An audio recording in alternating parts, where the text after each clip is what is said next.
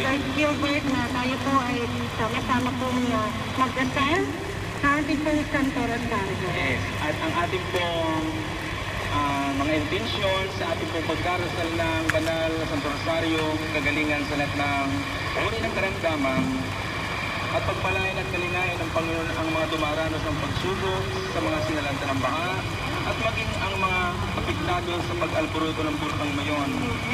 Pawiin ang kahirapan, pagkusipuro sa masaganang pagpapala sa ating bansa, at ang katagumpayan ng ating gawin, at siyempre answered prayer sa lahat ng mga kahilingan.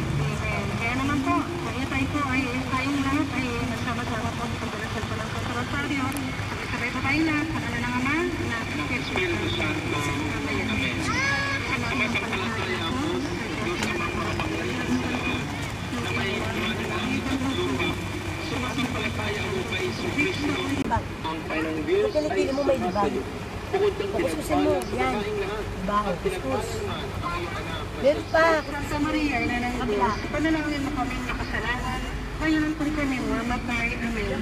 Luwalhati sa Ama, sa Anak, at sa Espiritu Santo. Kaparanasan ng Ama, na nagpapakailangan, ako sa walang hanggan. Amen. Ang unang misteryo ng buwan, ang pagpapahayag ng balita sa mahal sumasayo.